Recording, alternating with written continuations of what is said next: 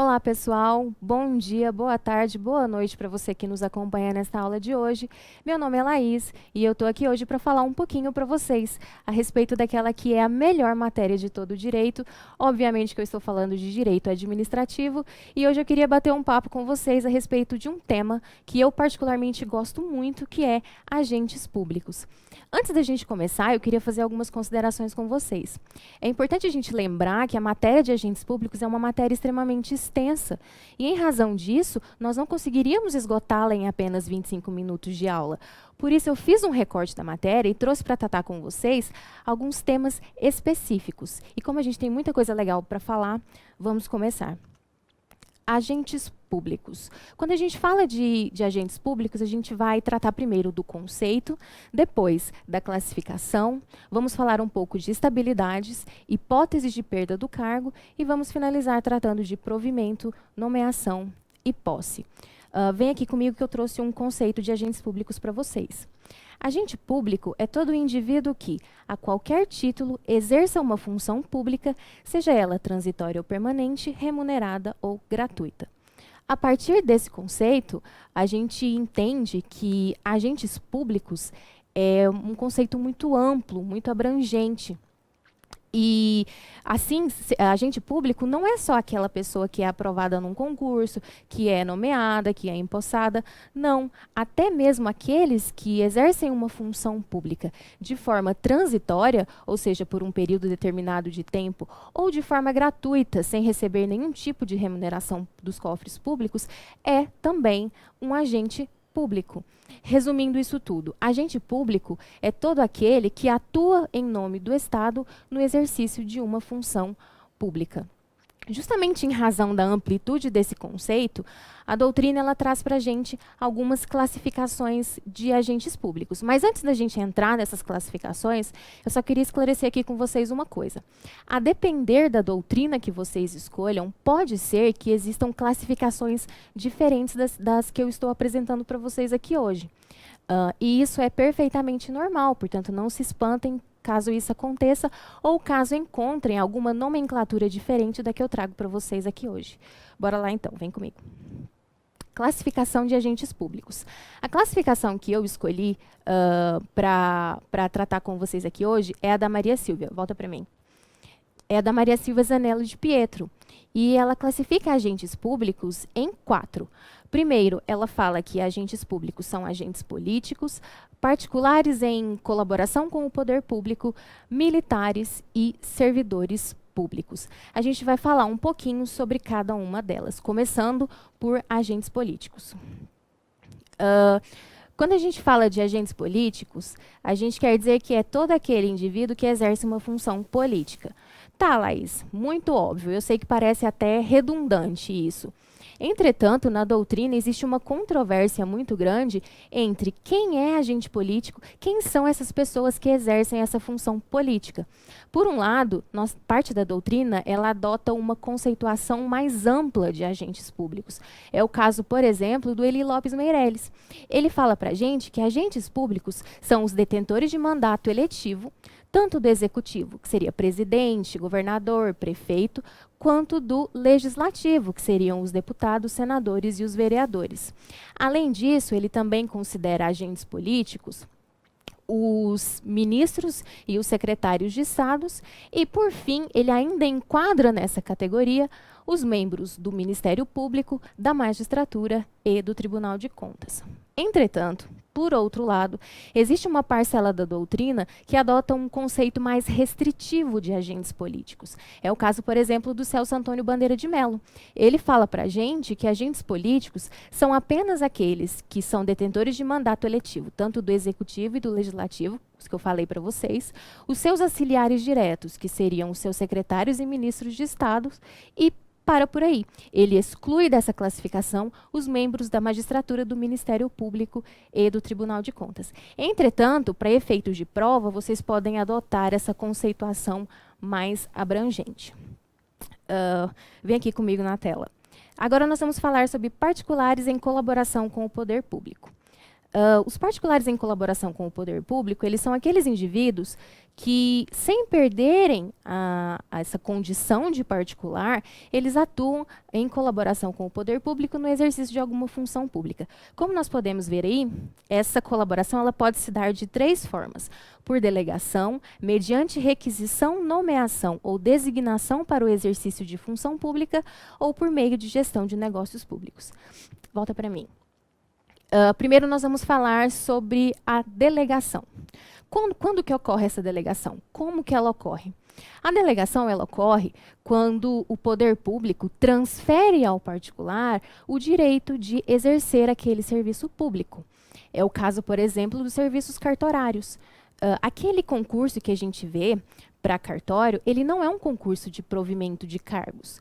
A pessoa que passa naquele concurso, ela não será nomeada, ela não será empossada no cargo. Trata-se, por outro lado, de um concurso que serve para escolher alguém que terá o direito de exercer um serviço público em nome do Estado, para escolher o delegado daquele serviço cartorário. Tanto que os cartórios, os aprovados nesse tipo de concurso, eles não são remunerados pelos cofres públicos. Eles são remunerados pelo pagamento do terceiro usuário. Ou seja, quando você vai no cartório, que você pede uma certidão, que você quer registrar a firma, autenticar alguma coisa, eles te cobram uma taxa. E é justamente essa taxa que você paga quando vai no cartório é que serve para remunerar aquele servidor aprovado naquele concurso público. Importante ressaltar que não existe vínculo empregatício entre o particular colaborador e a administração pública. Por outro lado, nós temos também os particulares que atuam mediante requisição, nomeação ou designação. Laís, me dá um exemplo. É o caso dos jurados, é o caso dos mesários no dia das eleições. Quando você vai lá votar, que você chega lá e tem o mesário sentado, anotando as suas informações, naquele dia, naquele domingo ali, naquele momento, ele está exercendo uma função pública. E durante esse exercício, ele é um agente público, especificamente um colaborador particular com o poder público. Né? Então, e ele jamais perde essa qualidade de particular. Mas naquele momento, durante o exercício daquela função, ele é um agente público. E, por último, nós temos a figura do gestor de negócios. O gestor de negócios, ele surge em alguma situação de urgência, de calamidade, desastres naturais, por exemplo, enchentes e etc. E ele aparece voluntariamente no sentido de gerir algum negócio público em uma situação de emergência. Eu trouxe aqui na tela para vocês um quadrinho comparativo sobre as 3 formas de colaboração com o poder público. E eu vou deixar aí para vocês, caso vocês tenham interesse, em voltar e dar uma revisada em tudo aquilo que eu falei. Bom, militares. Os militares, eles são pessoas físicas que prestam serviço às Forças Armadas, às polícias militares dos estados e ao Corpo de Bombeiros Militar. Vem para mim. Como nós já dissemos, são pessoas físicas e são pessoas que possuem um regime próprio, um regime especial com a administração pública. Além disso, eles possuem remuneração fixa e são pagos pelos cofres públicos. Além dos militares, dos particulares em colaboração com o poder público e dos agentes políticos, nós temos também aquela que é mais conhecida, aquela classificação que é mais próxima da gente, que são os servidores públicos. E aqui eu trouxe para vocês uma subclassificação de servidores públicos. Nós temos os temporários, os seletistas e os estatutários. E nós vamos falar um pouquinho também sobre cada um deles. Aqui na tela eu trouxe para vocês, em primeiro momento, os servidores temporários. Para que um servidor temporário possa ser contratado, ele precisa preencher 2 requisitos.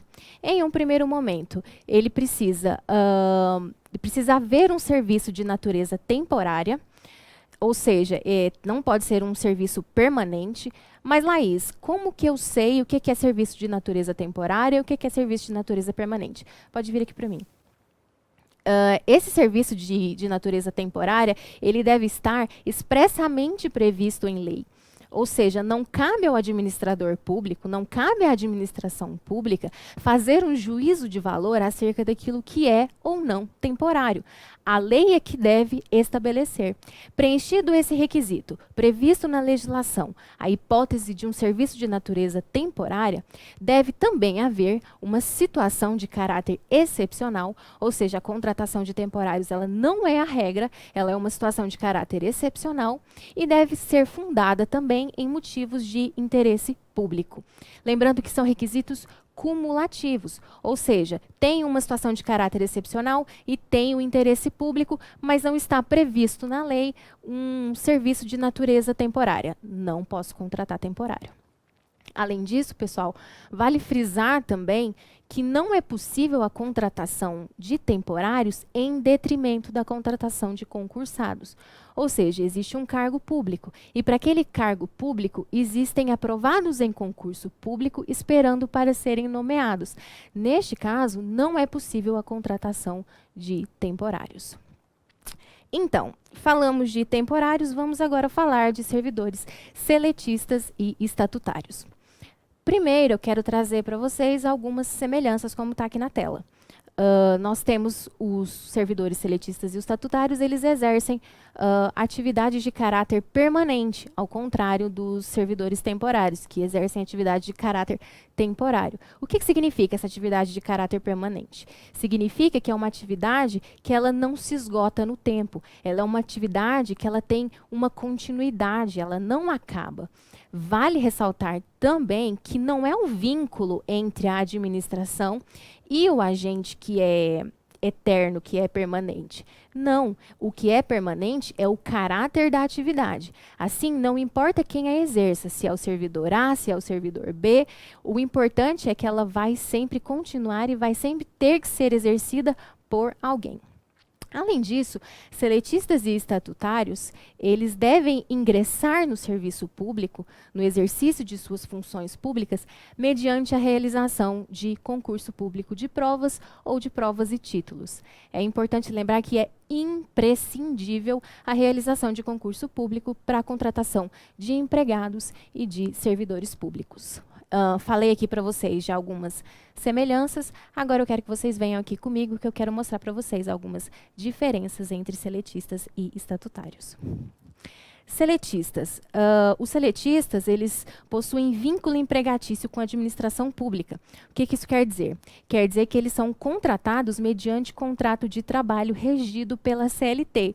Logo, eles são julgados pela Justiça do Trabalho, ao contrário dos estatutários, que possuem um regime próprio com a administração, não são contratados mediante contrato de trabalho, não se submetem às regras da Justiça do Trabalho, mas sim são julgados pela Justiça Comum dos Estados e se subdividem entre servidor efetivo e servidor comissionado. Volta para mim.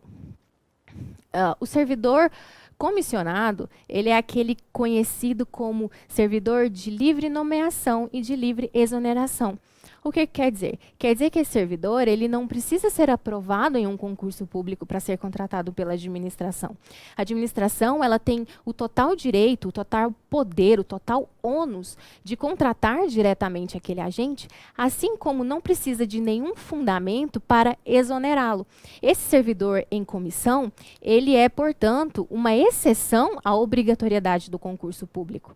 Ao contrário do servidor efetivo, que é aquele que é aprovado num concurso público, é nomeado, é empossado, é aquele mais comum.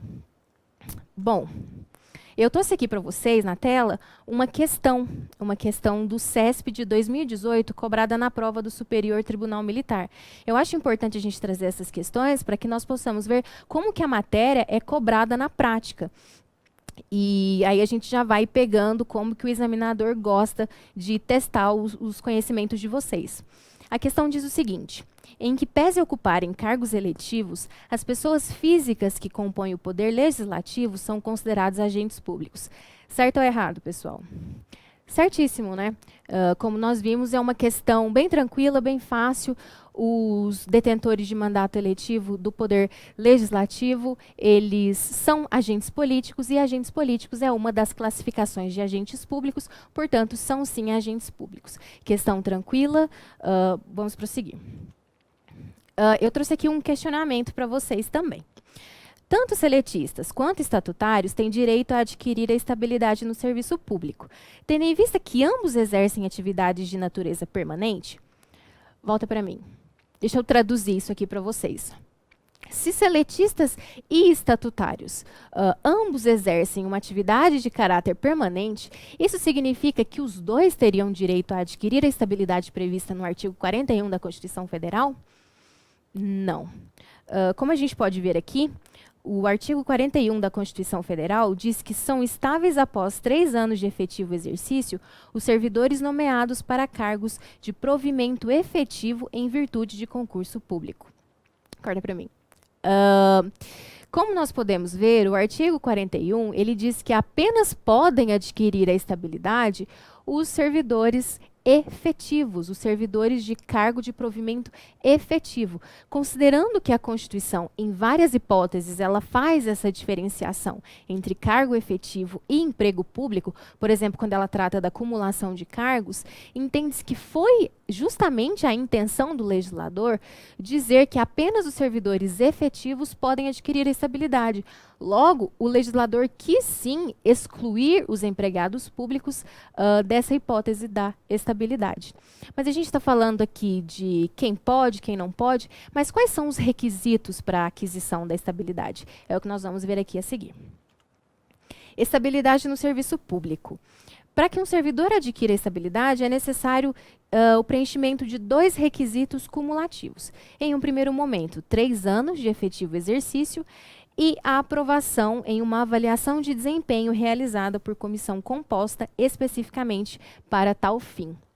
Bom, pessoal, o servidor, ele é aprovado num concurso público, ele é provido, ele é nomeado, ele é empossado, e quando ele entra no exercício das suas funções, a partir desse momento, conta-se 3 anos para que ele adquira essa estabilidade. Preenchido esse requisito temporal de 3 anos, ainda é necessário que ele seja aprovado em uma avaliação de desempenho realizada por uma comissão que deve ser composta especificamente para esse fim. O que isso quer dizer? Quer dizer que não pode, essa avaliação ela não pode ser feita por uma comissão que já esteja lá, já exista com outras funções, já exista para outros propósitos. Não, essa avaliação ela deve ser feita por uma comissão composta justamente, especificamente para avaliar aquele servidor. Seguindo, o servidor, quando ele adquire a estabilidade, ele só perde o cargo em hipóteses expressamente previstas na Constituição Federal. Essa estabilidade dá uma segurança grande para o servidor de que ele não perderá o seu cargo por qualquer motivo. E a Constituição Federal ela traz 4 hipóteses para a gente em que o servidor pode perder o cargo. Em um primeiro momento, ele perde esse cargo mediante uma avaliação periódica, ou seja, após ele ser aprovado naquela avaliação de desempenho, ele, mesmo após a aquisição dessa estabilidade, ele continua sendo submetido a avaliações periódicas. E essas avaliações, elas têm o intuito de saber se o servidor, se ele ainda preenche todos os requisitos necessários ao bom exercício da função, se ele exerce suas funções de forma eficiente, e etc. Então, ao longo da carreira, ele vai, sim, sendo submetido a novas avaliações. Caso ele não passe em alguma dessas avaliações, ele pode perder o seu cargo público.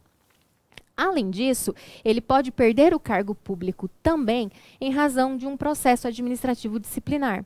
Ou seja, existe a suspeita que o servidor cometeu alguma irregularidade, é instaurado um processo administrativo disciplinar e, caso seja constatado que, de fato, o servidor cometeu aquela irregularidade, ele pode ser demitido pela administração pública.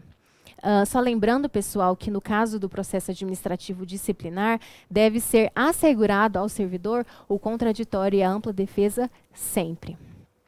Por outro lado, o servidor ele também pode perder o cargo no caso de sentença judicial transitada em julgado. Ou seja, o servidor ele é réu em algum processo, ele é condenado e uma das consequências da condenação é a perda do cargo.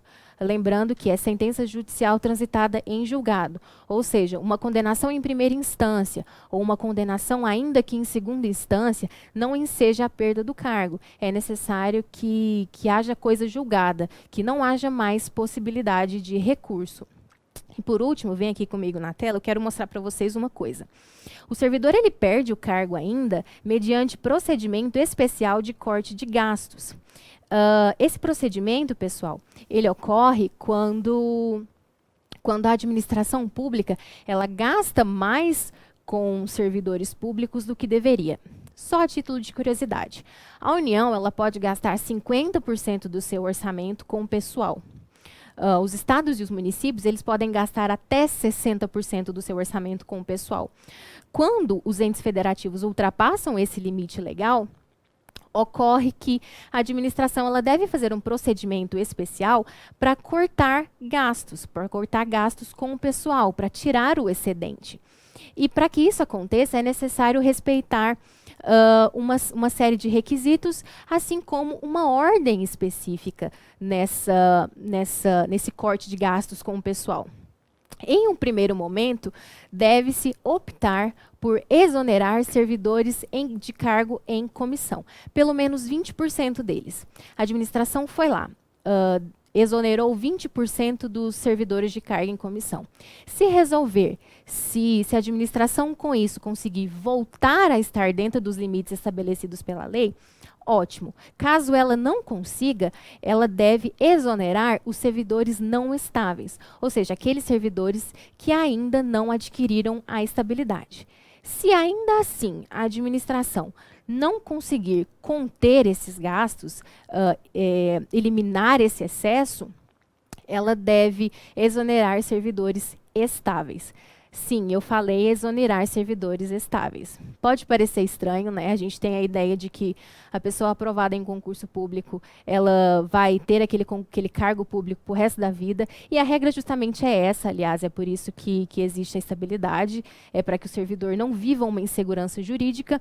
Entretanto, nessa hipótese específica, é possível sim que o servidor estável perca o seu cargo. Entretanto, caso isso aconteça, o servidor ele não sai do serviço público de mãos a abanar. Existem duas seguranças que ele tem.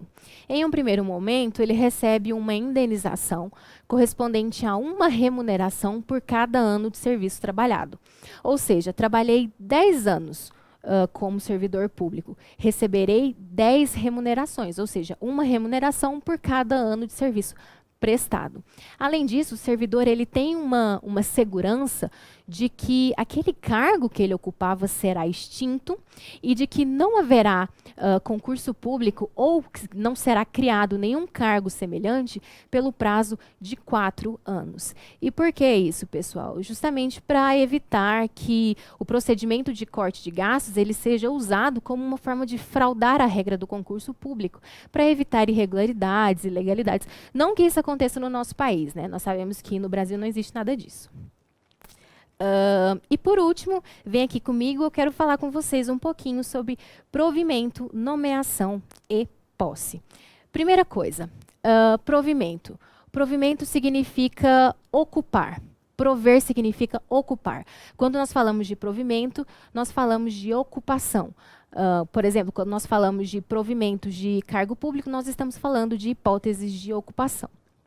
O provimento, existem dois tipos de provimento, provimento originário e provimento derivado. O provimento originário é aquele que o servidor ingressa pela primeira vez na carreira. Ou seja, quando o servidor ele é aprovado naquele concurso público, ele toma posse, ele entra em exercício, o provimento dele é originário, ele não tinha nenhum vínculo anterior com a administração. Aquele é o primeiro contato dele com aquela carreira. Entretanto, nós temos também os provimentos derivados, que são aqueles que dependem de um vínculo anterior do servidor com a administração. Eu vou dar um exemplo para vocês, porque eu acho que fica mais fácil de entender quando a gente coloca em uma situação prática. É o caso, por exemplo, da magistratura dos desembargadores.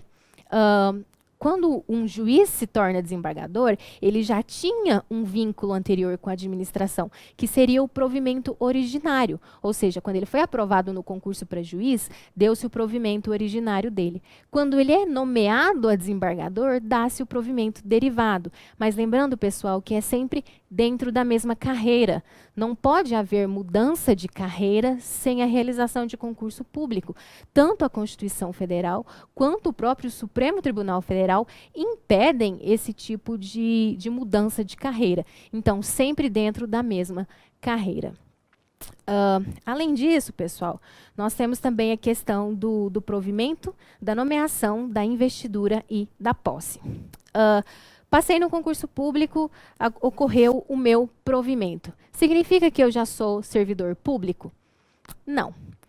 Nós sabemos que o provimento se dá com a nomeação. Então, quando você é aprovado, que você sabe que você vai entrar em exercício, o primeiro ato após a aprovação é a nomeação. E é justamente com a nomeação que se dá o provimento. Entretanto, você foi lá no Diário Oficial, você viu o seu nome lá, você viu que você foi nomeado. Nesse momento, você ainda não é servidor. Após a nomeação, o aprovado em concurso público, ele tem 30 dias para ser empossado. Só que o que aconteceu? Você foi aprovado num concurso, você ficou tão feliz, finalmente sou juiz, finalmente consegui aquilo que eu tanto queria na minha vida, fiquei tão feliz que fui lá, comprei uma passagem de 40 dias para Dubai. Cheguei em Dubai, na primeira semana que eu estou lá, a minha mãe me liga e fala: meu filho, você foi nomeado. E aí bate aquele desespero, e agora eu tenho 30 dias, como que eu faço? Será que eu posso passar uma procuração para minha mãe, para ela ser nomeada em meu lugar? O que vocês acham? Pode sim. O ato da nomeação, ele pode ser feito por meio de instrumento particular com poderes especiais. Então, se o aprovado ele quiser que outra pessoa seja nomeada em seu lugar, vá lá, isso pode ocorrer perfeitamente. O que não pode ocorrer, pessoal, é o efetivo exercício. O efetivo exercício, ele só pode ser praticado, obviamente, por aquele que foi aprovado em um concurso público. Só lembrando que após a nomeação, o servidor ele tem 15 dias para ser empossado, e após esse prazo ele entra em efetivo exercício. E, por último, para finalizar aqui com vocês, eu queria trazer uma questãozinha do CESP, mais uma de 2018 do Ministério Público da União, que fala o seguinte: com a posse, os aprovados serão investidos no cargo público, mas irão adquirir estabilidade somente após 3 anos de efetivo exercício. Essa questão resume basicamente tudo que nós falamos aqui até agora. Os aprovados serão investidos no cargo público, mas irão adquirir estabilidade somente após 3 anos de efetivo exercício. Mais uma questão corretíssima, né? Outra questão sem nenhum tipo de dificuldade, mas como nós vimos, a partir da posse, o servidor entra em efetivo exercício, após 3 anos ele adquire a estabilidade. E com isso, pessoal, eu finalizo a nossa aula aqui de hoje.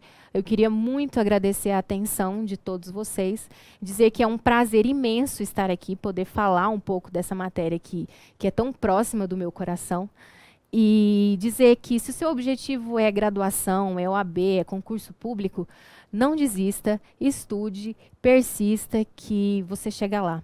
Muito obrigada a todos. Se você gostou desse vídeo, curte aí. Se você não gostou, mas suportou até aqui, curte do mesmo jeito. E a gente se encontra numa próxima oportunidade. Um grande beijo, fiquem com Deus e até a próxima.